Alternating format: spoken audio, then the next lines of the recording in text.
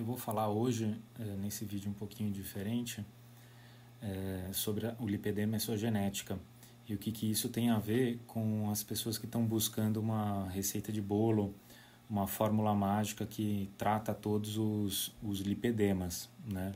Então, vamos ver aqui se eu consigo... Aqui, genética, ótimo.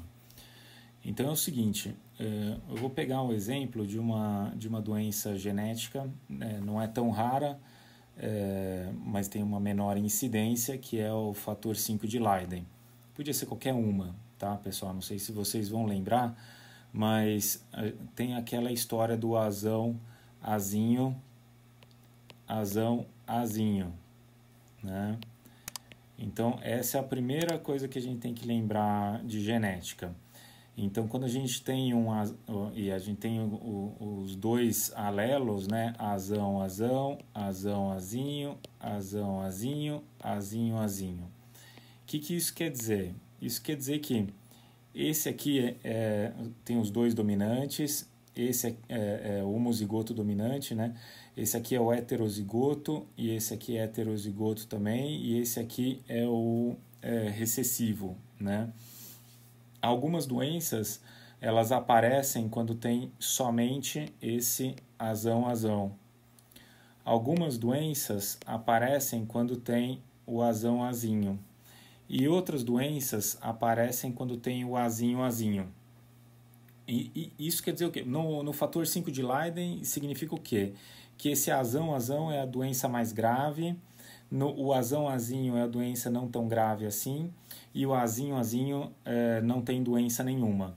Então, o azão-azão ele é raro, o azão-azinho ele não é tão raro assim, porque tem essas duas possibilidades, né? Então, em torno de 5% da população vai ser azão-azinho.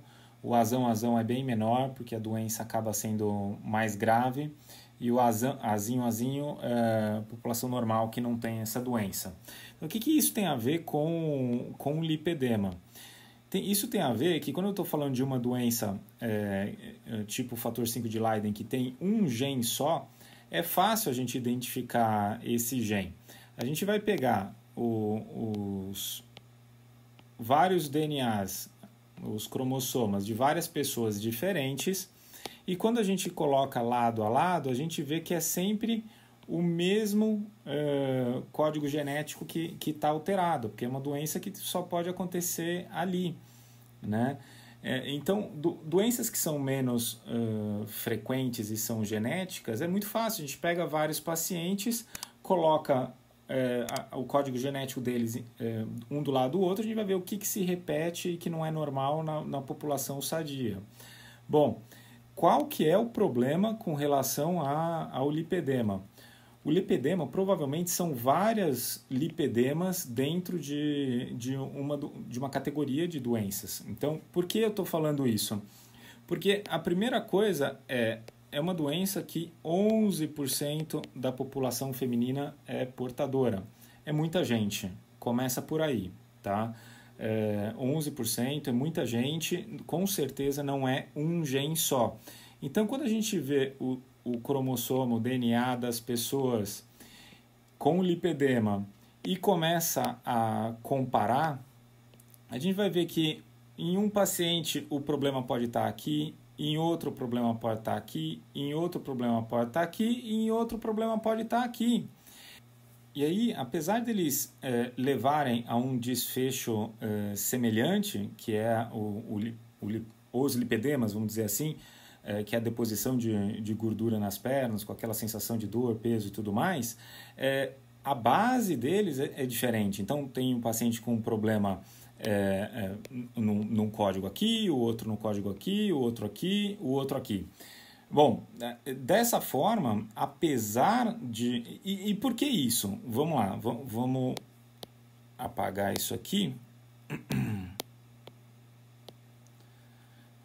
Quando a gente vê o metabolismo da gordura, o metabolismo de qualquer coisa no corpo humano, normalmente, eu vou simplificar muito aqui, é um evento que leva a outro evento, que vai levar a outro evento, a conversão de alguma enzima, alguma proteína, que aí depois aumenta algum outro, e tudo isso no final acaba levando à deposição da gordura, por exemplo.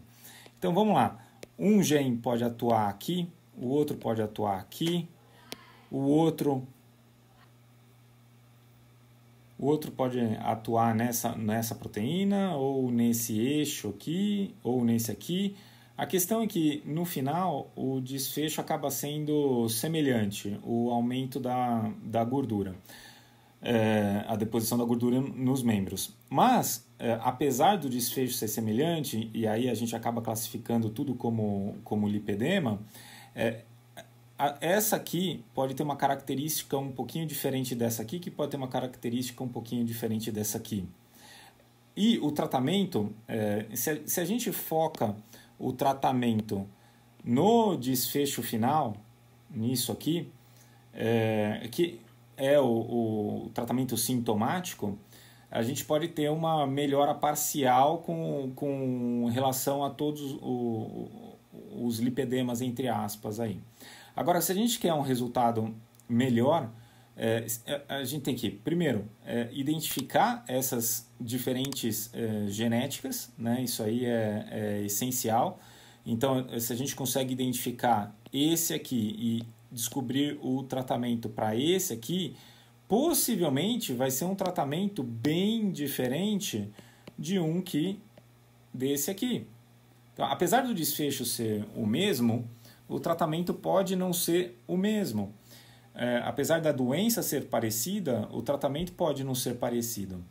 Então, quando a gente está falando do lipedema, que é uma doença bem frequente, 11%, e por que eu repito isso? Eu repito isso porque quando a gente pega a doença de um gene só, vamos lá,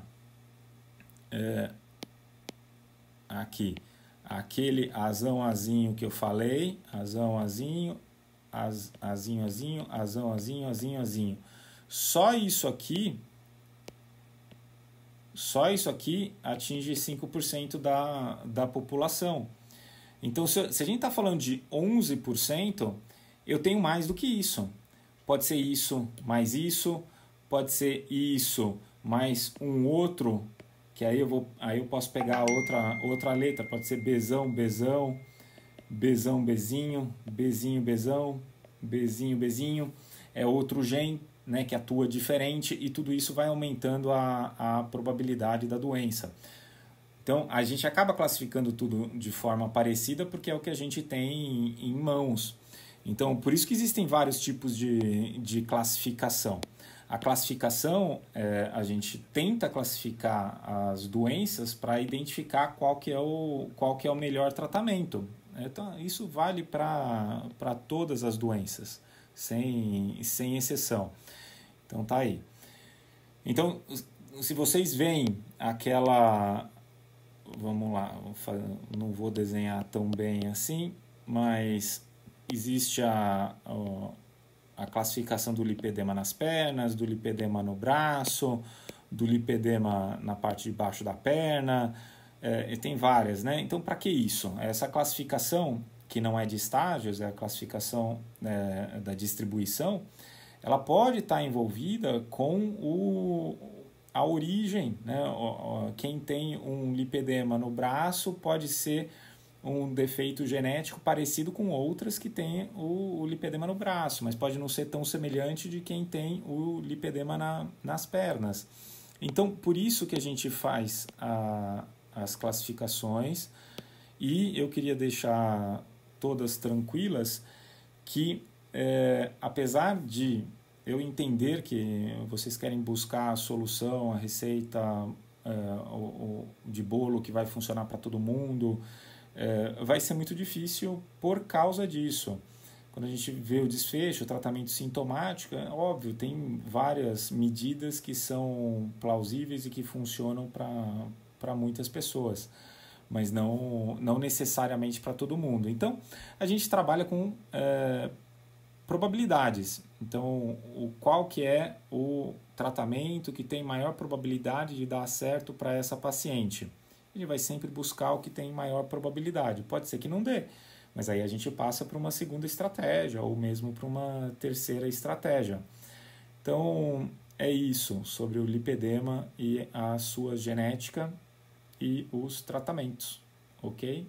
Então, até a próxima.